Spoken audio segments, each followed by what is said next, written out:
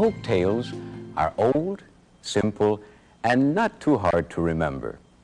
Many are stories that were told long before the invention of printing. They were passed on by word of mouth.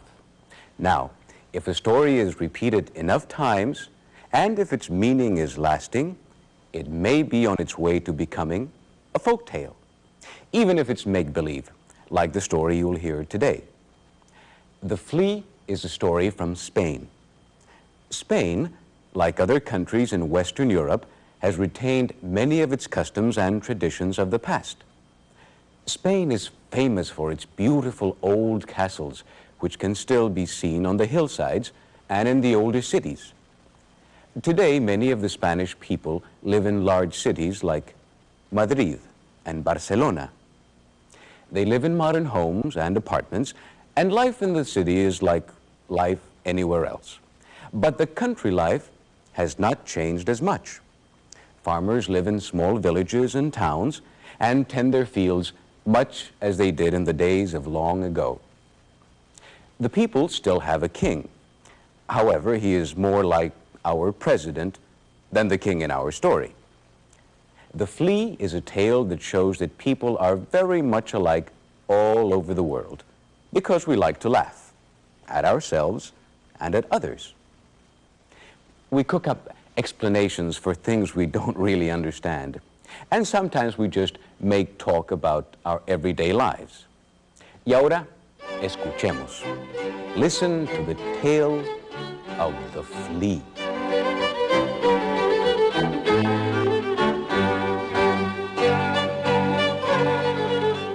Había una vez un rey en España. There was once a king of Spain who loved riddles. It just delighted him to ask one that no one could answer. So, of course, he spent many hours thinking of new riddles. One day, as the king was being dressed by his servants, a flea jumped from one of the pages onto the king. The king snapped it up in his fingers and called for his chamberlain. "Chamberlain, what is this?" demanded the king. The chamberlain was very embarrassed when he saw what was in the king's hand. "Oh dear, it's a flea," he said in a low voice. "A flea?" said the king. "Does the king of Spain have fleas?" Oh, no, your highness. I must be mistaken. That cannot be a flea," begged the chamberlain. "Of course it's a flea," shouted the king. "But because it has landed on me, it is a royal flea. Now, I wonder what I should do with it." The poor chamberlain shrugged his shoulders as the king pondered over the flea. At last, the king said, "I know. We shall put this flea in a cage worthy of a royal flea, and we shall feed it royal food. I want this flea to grow as big as a cat. No, let me see. Bigger than that. As big as a goat. No, even bigger than that. I want this flea to be as big as an elephant. Then I shall have the flea skinned to make a tambourine for my daughter, Belita." The king was so excited, he shook with laughter. "Don't you see, chamberlain," said the king, "this is truly a riddle worthy of a king. Every suitor that comes to ask for my daughter's hand in marriage shall be asked the riddle. The one who answers it correctly shall marry my daughter. And I think I shall name this flea Felipa." The chamberlain looked at the little flea and wondered to himself if the king had gone mad. Every day for the next 6 months, the king visited Felipa to check on her progress. Well, at the end of the first month, the flea was as big as a mouse, and the following month, as big as a cat.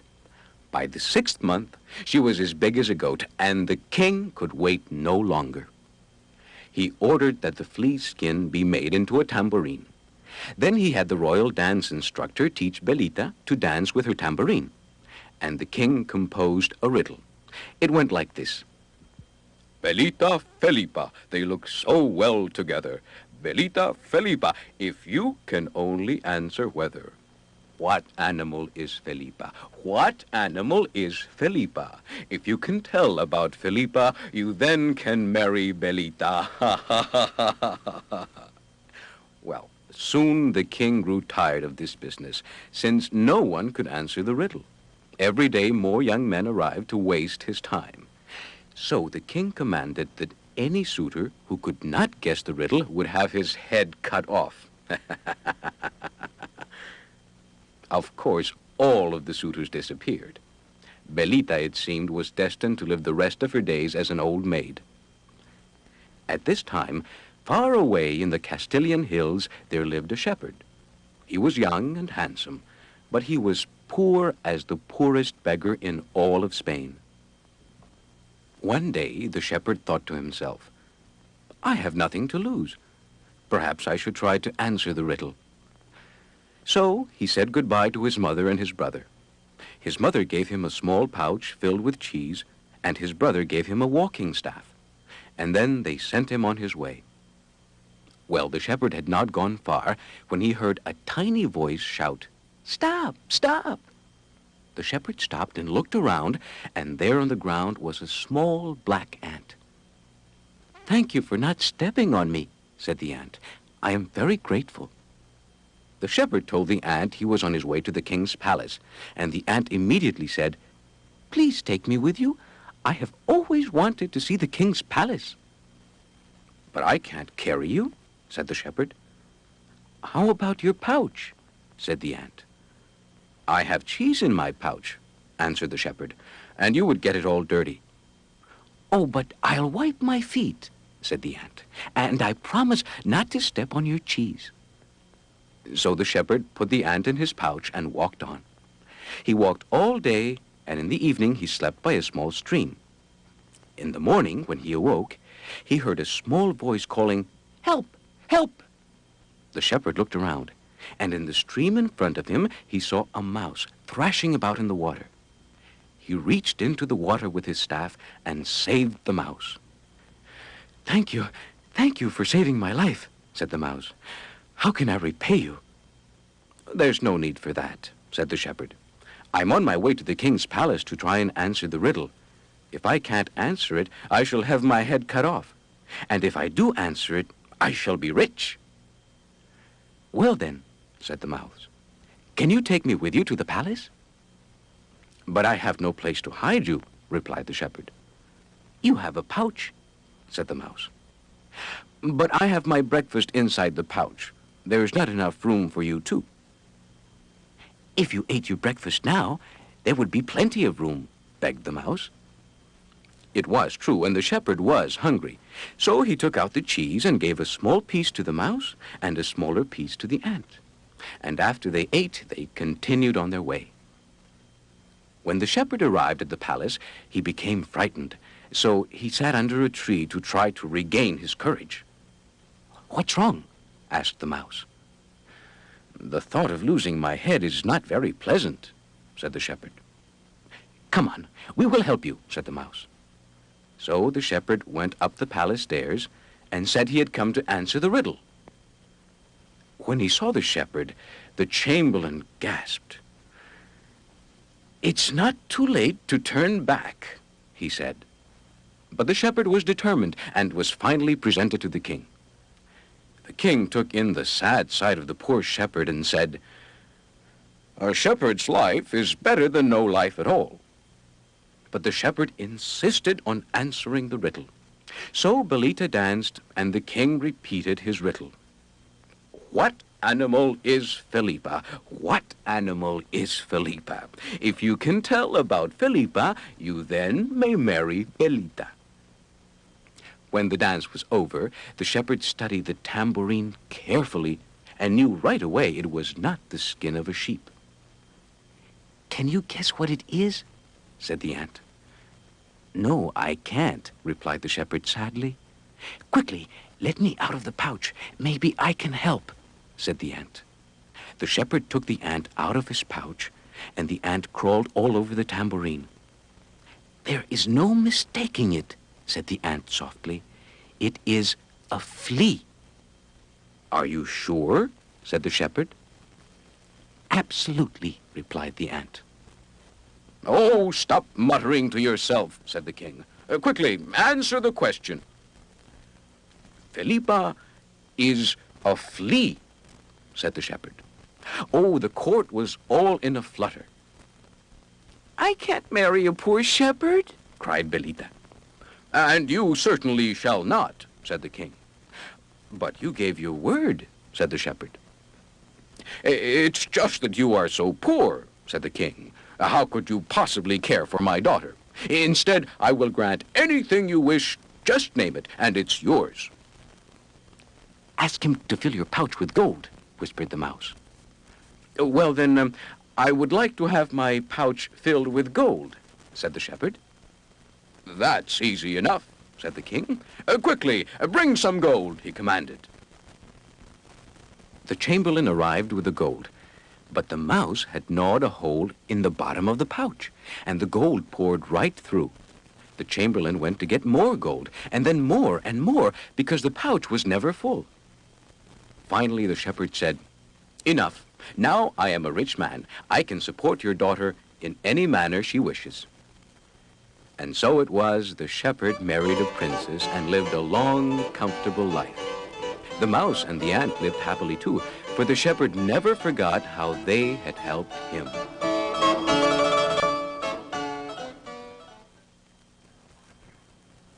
Y colorín colorado, este cuento se ha acabado. The Spanish people have a special love for friendly animals. Among their favorites are two who appeared in this story, La hormiguita, the little ant, and El ratón, the mouse. Now, a make-believe story like The Flea is a fairy tale. But other animal stories which teach people how to live are called fables. Read and enjoy folk tales from Spain and from all over the world. You can find them in your school or public libraries. Or make up a story of your own. Y colorín colorado, este cuento se ha acabado. Share a story with a friend, so our tales will never end.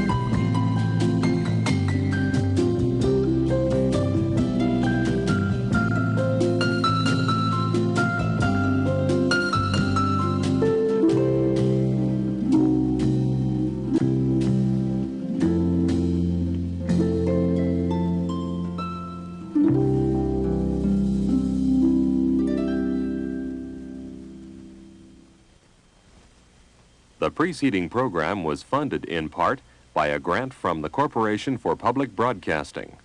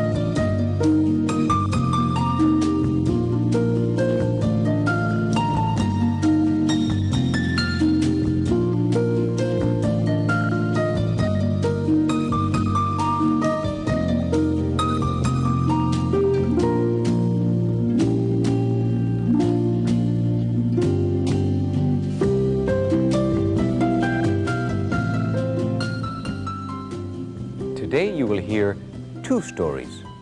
First, The Lazy Fox, and then the story of Señor Coyote and Señor Fox. Our first story The lazy fox is from Argentina. Argentina. Argentina is the second largest country in South America. The character of the fox was brought to South America in stories carried by the Spanish explorers of long ago. You see, the fox is a character often found in the folk tales of Spain. The lazy fox tries to outwit the hard-working armadillo. The armadillo is an animal found only in the American continents. So, in this story from Argentina, we'll see a blending of European and South American cultures. Señor Coyote and Señor Fox is a story from northern Mexico. In Mexico, there are many stories about Coyote, a character borrowed from Indian folklore. Coyote is very clever and can usually get the best of anyone. Y ahora escuchemos. Listen now to the tales of the lazy fox and Señor Coyote and Señor Fox.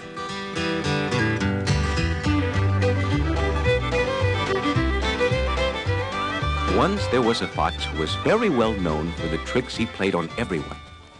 This fox owned a farm, but he never did any work on it. He would lie around all day long in the coolest shade. One day he looked out at his field and wondered how he could get someone to plant and harvest it for him.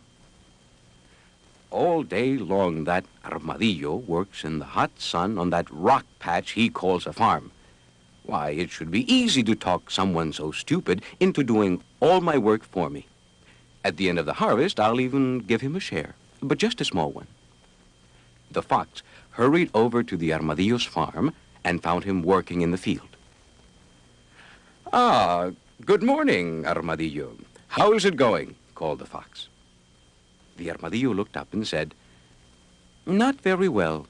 You know, this land is so rocky, I have to be very careful or I'll break my plow." "Well," said the fox, "I think I can help you." "Me?" said the armadillo. "How can you help me?" "You know, I have a very nice piece of land. If you would only plant it for me, I would ask for only a small share in payment." "Why are you so generous?" asked the armadillo. "Oh, this has been a very good year for me," said the fox, "and I've decided to let others share in my good fortune." "That's very kind of you," said the armadillo as he leaned back on his hoe. "What kind of crop do you want to plant?" "Anything you want to plant," said the fox, "and I'll let you have half of the crop." "Half?" said the armadillo. "Better yet, I'll let you have anything that grows above the ground, and I'll keep what grows below the ground." Now, the fox knew the armadillo loved potatoes, so he just assumed that would be the armadillo's choice. "That sounds fair to me," said the armadillo, and they shook hands on their agreement. The next day, the armadillo and his family got up early and went to work on the fox's field. When the fox finally got around to checking on their work, it was nearly sunset. "How is it going?" shouted the fox. "We're almost through planting," answered the armadillo. "But it looks like rain, so we'd better hurry and finish up today." The fox looked up and saw the clouds gathering, so he hurried away without asking what it was they were planting. Well, the crop grew and grew, and at last it was time to harvest the crop. The armadillo family arrived early in the morning, and by noon they had harvested a fine crop of wheat. Well, the fox didn't get up until midday, so when he went out to the field to collect his share, all that remained was the shriveled, tasteless roots. Oh, the fox was furious. He raced right over to the armadillo's house, and when he got there, he found the family eating bread. "There's been a terrible mistake," said the fox. "What's the problem?" said the armadillo. "Didn't we keep our part of the agreement?" "Yes, of course you did, but I thought..." The fox was going to say he thought they were going to plant potatoes, but he didn't. Instead, he said shrewdly, "I thought you liked roots." I do, said the armadillo. Well, next season I want everything that grows above the ground, said the fox. That sounds fair to me, answered the armadillo. The fox went away with his stomach grumbling. He had planned to trick the armadillo out of the entire harvest, and now he had nothing to eat. Again, the next season, the armadillos diligently worked the field. The fox didn't bother to show up until the day of the harvest, and on that day, he didn't arrive until noon. By then, the armadillos were on their way home, and all that was left were the tops of the potato plants the armadillo had planted. "Come back," hollered the fox. "I think you're trying to trick me." "But that's what we agreed, isn't it?" replied the armadillo. "You never think of me when you plant," said the fox. "Next season, I want the tops as well as what grows under the soil. You can have all that grows in the middle." "Well, I don't know," said the armadillo. "I think it's only fair. I didn't get any of the first two crops," demanded the fox. The armadillo was silent for a moment and then said, "All right, I think it's fair too." The fox went away with his stomach grumbling again. He looked at his shadow and thought, "Oh, how thin I'm getting." But this time he felt certain there was no way the armadillo could get any of the crop, and at least that made him feel a little better. The next harvest, the fox arrived early in the morning to find the armadillo had planted corn. The crop was large, and the ears were especially succulent, but they grew right in the middle of the plant. "You have tricked me again," said the fox. "How could that be?" said the armadillo. "We gave you just what you asked for." The hungry fox watched the armadillo haul away the corn harvest. "That's the last time I'm going to let you use my fields," he shouted. The armadillo didn't say anything. He just walked away slowly because not only was the crop heavy, but he had put on a lot of weight over the last 3 seasons. Now, on another day, in a desert not too far away, the coyote was looking for something to eat. He saw a large mesa in the distance, and he thought he might find a small animal sleeping in the shade of the cliff. When he arrived by the edge of this great cliff, he began looking around. But instead of a tasty little animal, he found his old enemy, the fox, sleeping as usual. "Aha! Here's my chance to get that fox," thought the coyote. The fox, however, never sleeps like other animals. He sleeps with one eye open. So when he saw his enemy, the coyote, sneaking up on him, the fox jumped to his feet and began pushing hard against the rock cliff. "Help me!" he shouted at the coyote. "Please help me, or this cliff will fall on us and kill us both." The coyote was a bit confused. He looked at the fox, straining and pushing against the rock cliff like his life depended on it. "See for yourself," said the fox. "The cliff is falling." The coyote looked up to the top of the cliff, and sure enough, it looked as if it were going to fall over on him. He jumped to the cliff wall next to the fox and began pushing with all his might. "Whew, that certainly was close," said the fox. "I'd certainly be dead if you hadn't come along." The coyote looked up again and saw that it was still falling, so he pushed very hard, so hard that he was kicking up ground with his feet. "We're doomed," said the fox sadly. "We will probably die here together." "No, we won't," said the coyote. "Help will come soon enough." "No, we are the only ones here, and no one ever comes this way." The coyote looked up only to scare himself again and pushed even harder against the cliff. "I've got an idea," perked up the fox. "There may be a way out of this." "What's that?" grunted the coyote. "I'll go get help, and you stay here and hold up this cliff," said the fox. "Why don't you hold up the cliff, and I'll go for help?" asked the coyote. Well, you are more than twice as strong as I am and can surely hold it up by yourself. I'll be back in just a few minutes. All right, replied the coyote, but hurry. Push harder, harder, called the fox as he ran away. The coyote pushed and pushed. His arms and legs hurt so badly he thought they would break. A few minutes became an hour became 2. The coyote pushed so hard he began to dig a hole in the ground with his feet. The day passed, the sun set, night came. Oh, it was cold and dark. The coyote shivered and called out for the fox, but the fox didn't come. When the sun finally rose, he was so tired he was quivering. I can't last much longer, he gasped. Tears were rolling down his face. This is the end, he thought. I might as well try to make a run for it, because if I stay, I will die anyway. He gave one last shove, and with all the strength he had left, he ran away from the cliff. When he looked back, he saw the mesa still standing. He blinked. He rubbed his eyes. It wasn't going to fall. Not now, not in 100 years. He had been tricked.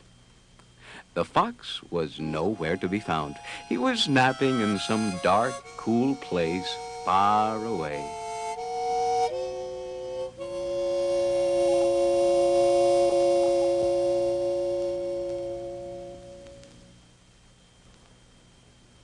Y colorín colorado, este cuento se ha acabado.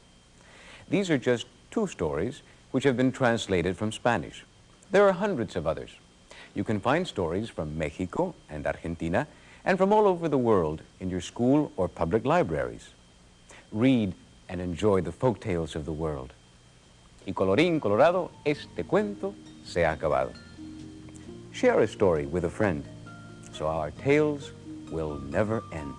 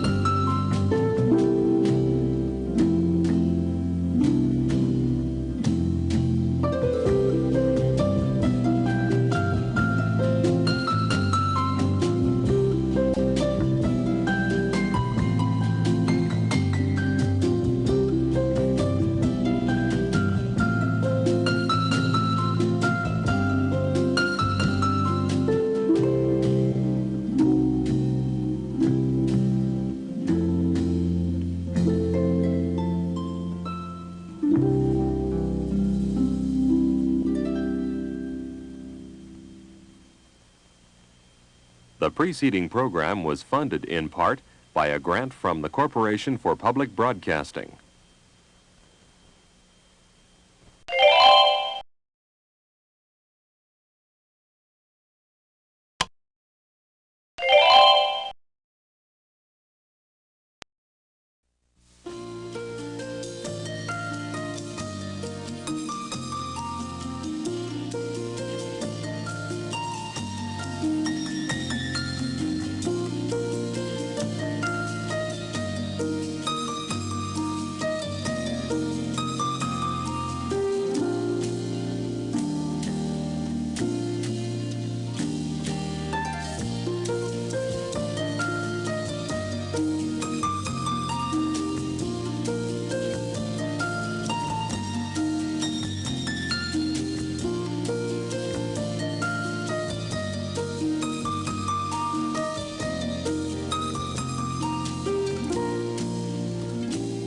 Today's story, the tale of the magic boy Tepoztlán, was told by the Indians who built their cities in the valleys of ancient Mexico.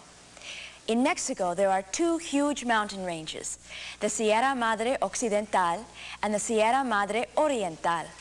It was here that the Azteca, the Mixteca, the Tolteca, and other Indians built their magnificent cities, all of stone. Now, since the mountains surrounding the city were always covered by clouds, the people believed that the mountaintops must be the home of the gods. Stories of the gods and their magic are told in Mexico even today, in the modern cities as well as in the smaller villages. Y ahora escuchemos.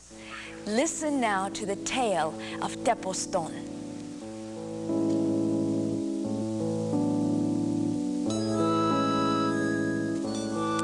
A long, long time ago, before anyone who is alive today can remember, there lived a little boy named Tepoztlán.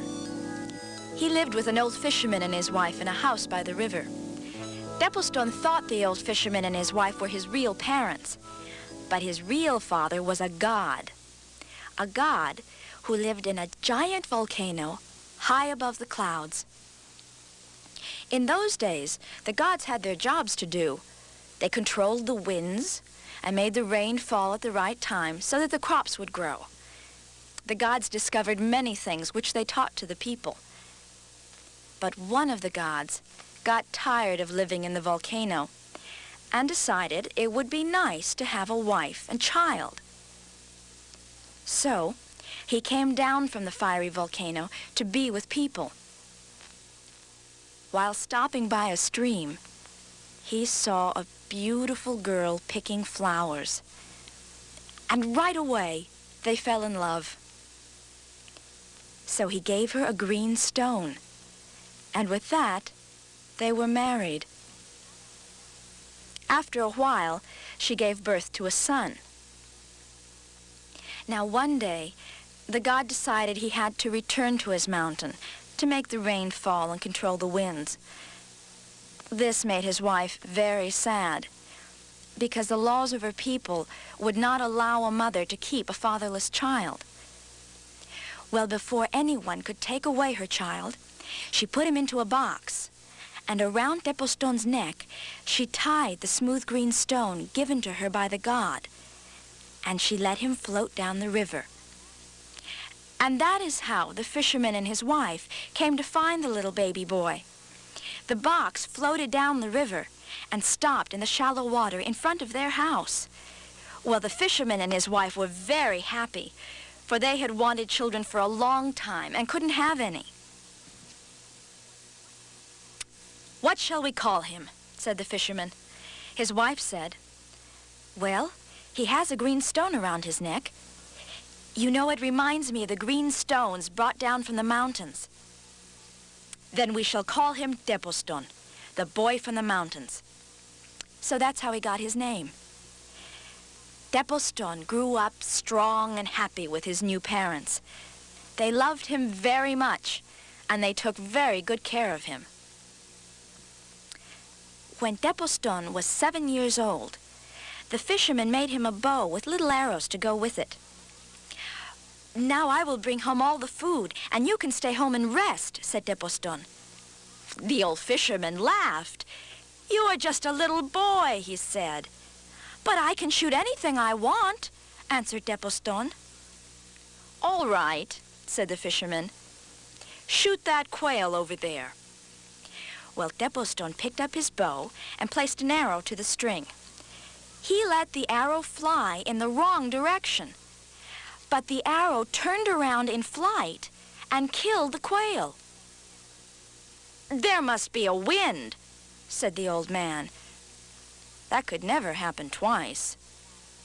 See that wild turkey on that tree? Let's see if you can hit him."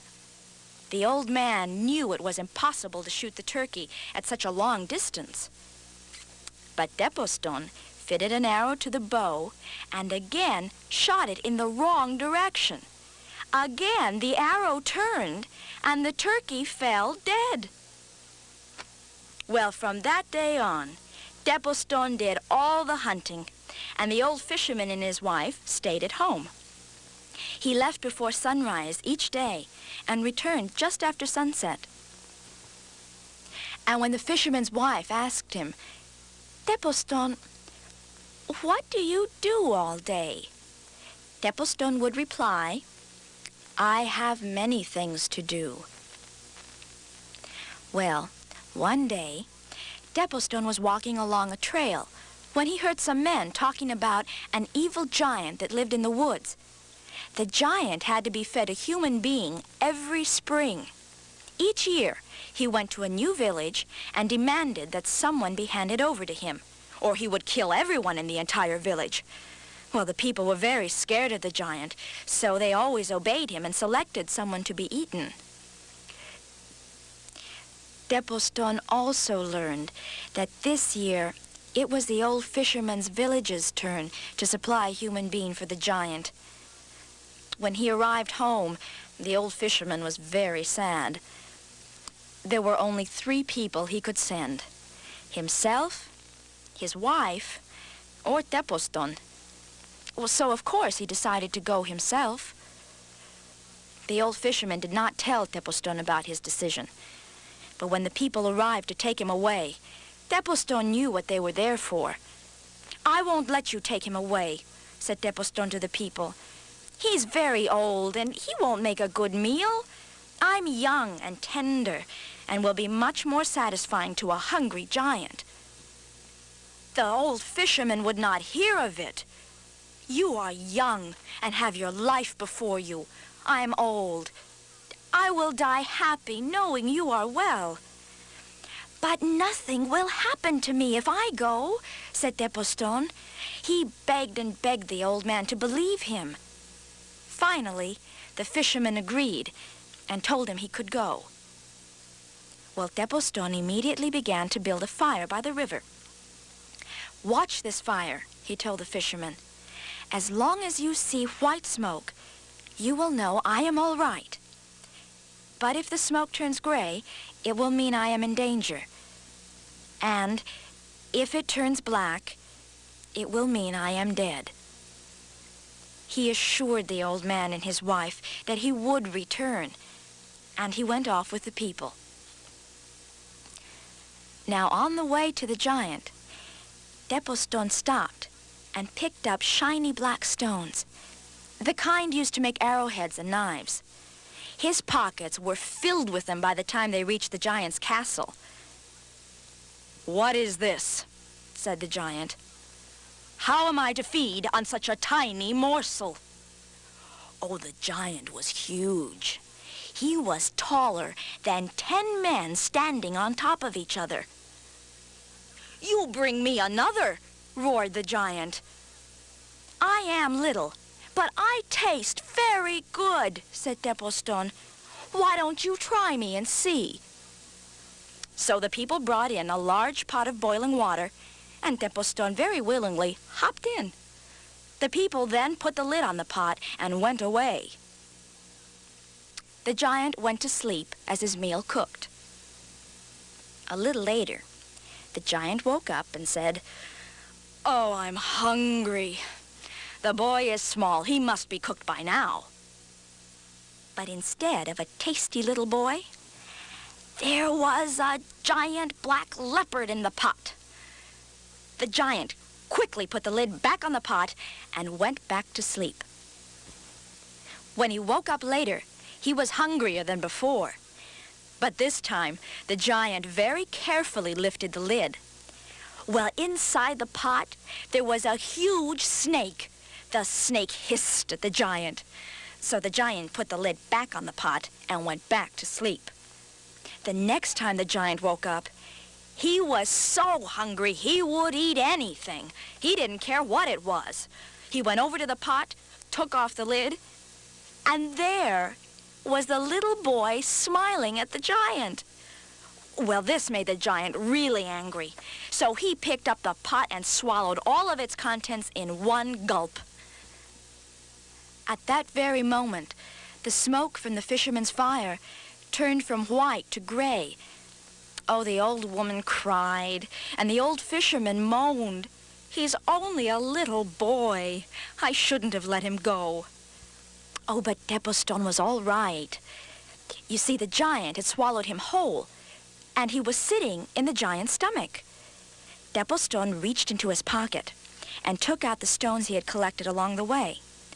He took 2 of them and hit them together so hard they broke in half. The edge of each one of the stones was as sharp as a razor.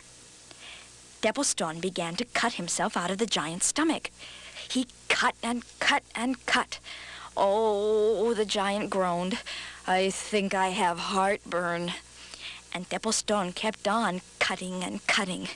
Well, by now, the hole was so large he could see daylight. Finally, he cut right through to the outside. Tepostón hopped out of the giant, and all the people standing around cheered. At that moment, the smoke at the fisherman's fire, it turned from gray to white. Tepostón then moved into the giant's palace and was soon crowned king. After a while, he learned about his real father, the god, and so he went to live with him. Some say that he has returned and lives with the people, except no one knows who he is, because he looks just like an ordinary person.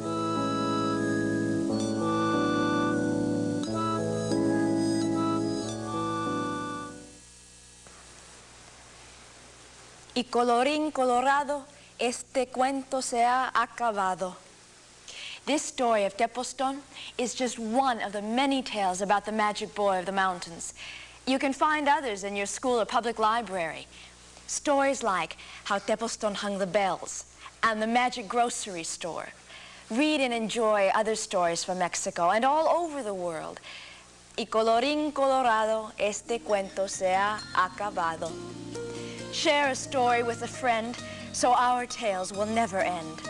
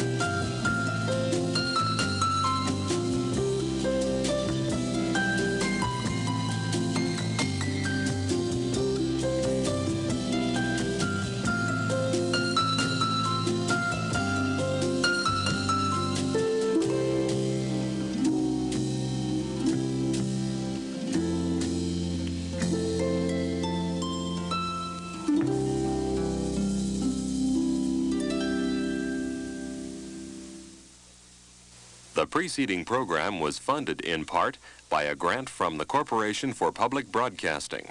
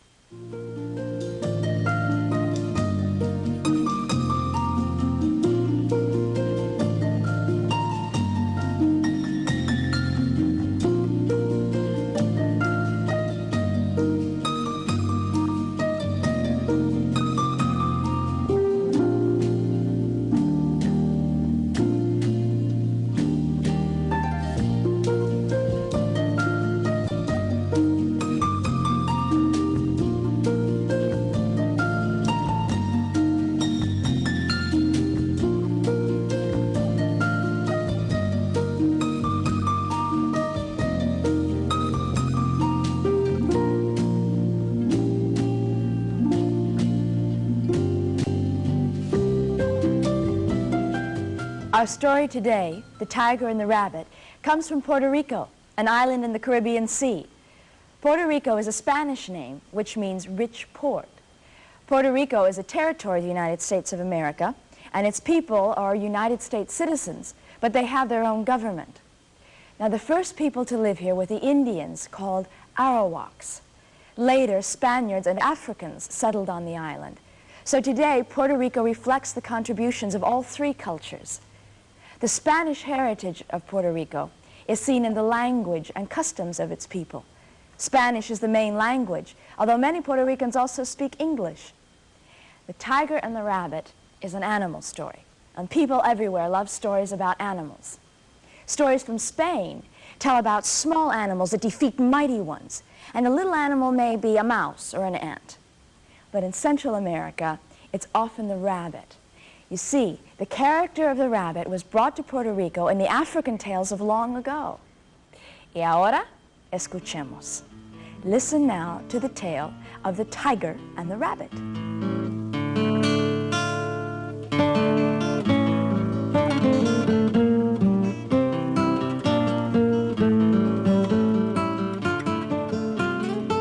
Hace mucho tiempo. Long, long ago, all the animals were friends and lived at peace with one another. That is, except for the tiger. The tiger liked to eat small animals, and his favorite meal was the rabbit. The rabbit, for this reason, became very clever and quick-witted. In fact, the rabbit thought the tiger was a stupid, clumsy fool. Even so, he always tried to stay out of the tiger's way. One day, the rabbit was playing his guitar under the shade of a tree. Along came the tiger and creeped up on the rabbit. Well, before the rabbit could get away, the tiger jumped and grabbed him. "Aha! Now I've caught you," said the tiger. The little rabbit pretended not to be scared and answered calmly, "Ah, well, tiger, you've come along at the right time. I was just sitting here playing my guitar and thinking about the best way to die. And if you knew what was going to happen, you would not care to live either." "What's going to happen?" asked the tiger. "Oh, hurry, eat me and be done with it," said the rabbit. "You will need all the strength you can get." "But what's going to happen?" demanded the tiger. "You mean you haven't heard?" said the rabbit. "There's a hurricane coming, and it's worse than any we've ever had. They say that all the animals will be washed away." "Oh, that's terrible," cried the tiger. "What am I going to do?" "For you, there's hope," said the rabbit. "You can tie yourself to a good, strong tree. But for me, it's hopeless." "Tie myself to a tree?" whimpered the tiger. "Sure. This one will do. It's withstood several hurricanes and will certainly stand another." "Oh, thank you. Thank you for helping me," said the tiger. "I don't want to be washed away." So the rabbit tied the tiger to the tree. Then he climbed up the tree to keep his eye on the tiger. Just then, a small herd of goats came walking down the road. When they first saw the tiger, they were frightened. But then they noticed the tiger was tied to the tree, and they laughed and laughed. "You wouldn't be laughing if you knew what was going to happen," said the tiger. "Oh, really? What's going to happen?" asked the goats. "A hurricane is coming, and it's going to wash all of us away." "A hurricane?" said the goats. "We haven't heard of a hurricane."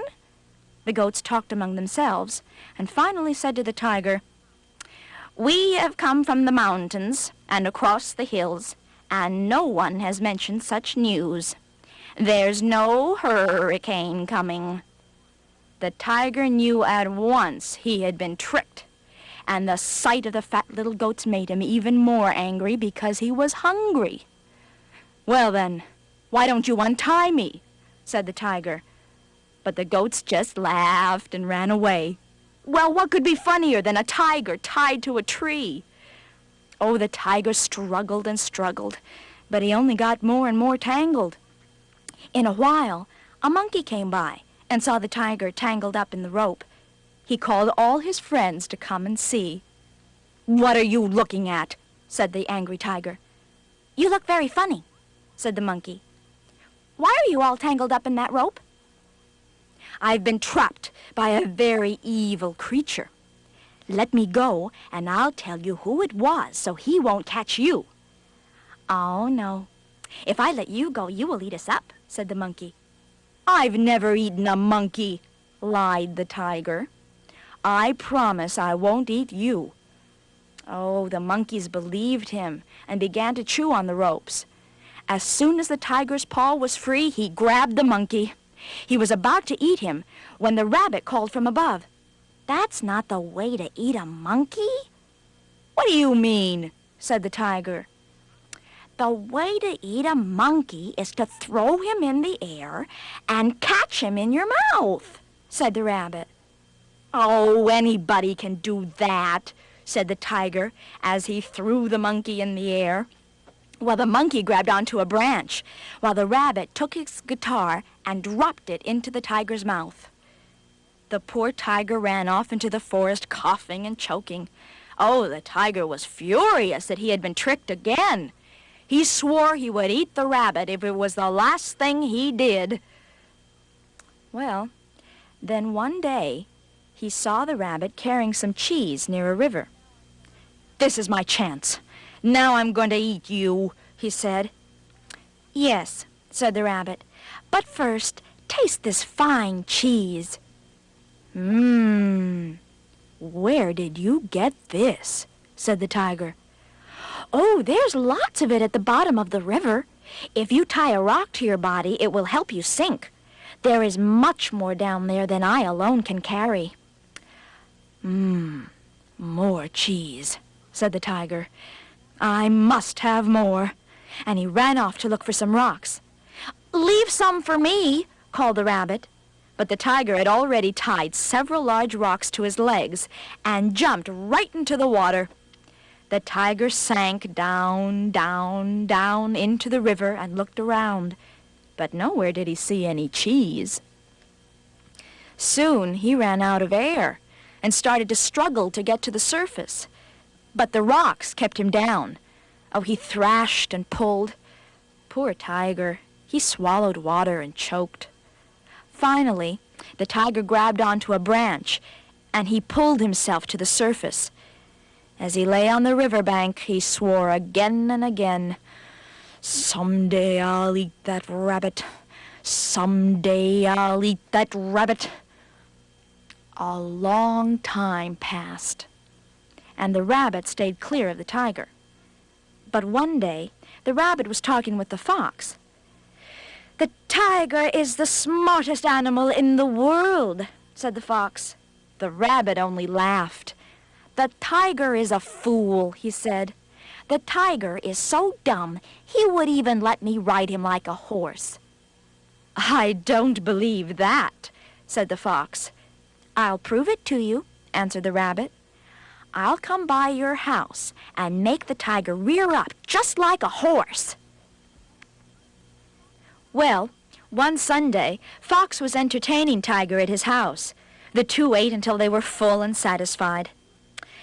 "What we need is some music," said the fox. The tiger agreed.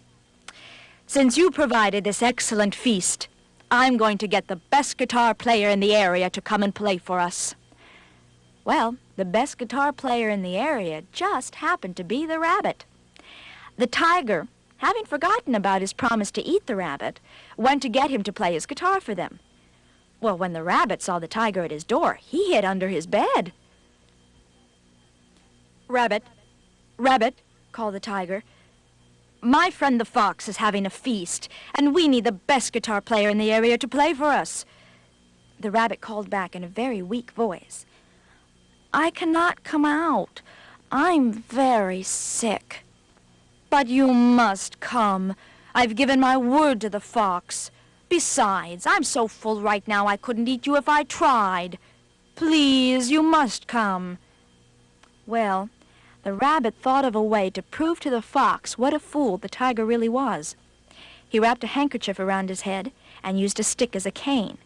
He opened the door and moaned, "I'm so sick. I can't walk." "Come along," said the tiger. "I'll carry you on my back." The rabbit tried to crawl onto the tiger's back, but he immediately fell off. "Oh, this won't do," said the rabbit. "I can't ride on your back unless I have a blanket." "Certainly," said the tiger. "Hurry, the fox is waiting." The rabbit went into his house and came out with a blanket. But no sooner had he climbed on than he fell off again. "I'm afraid this won't do either," he said. "I will need a small saddle. I think I have one someplace." "All right, but hurry," said the tiger. He put a bridle on the tiger, fixed on the saddle, put spurs on himself, and climbed onto the tiger with his guitar. "I'm ready," he said at last. And with his hands on the reins, the rabbit and the tiger trotted off to the fox's house. When they arrived, the rabbit called to the fox, "Come and see your friend." And he put his spurs into the tiger's side and made him rear like a horse. As the tiger ran off into the forest, the fox thought to himself, "That tiger is a fool. The rabbit was right." Later that day, the tiger and the rabbit returned to the fox's house and rejoined the feast. The rabbit played his guitar beautifully. The tiger finally realized how smart the rabbit really was. And from that day, they have been good friends. Until, of course, when the tiger gets hungry again.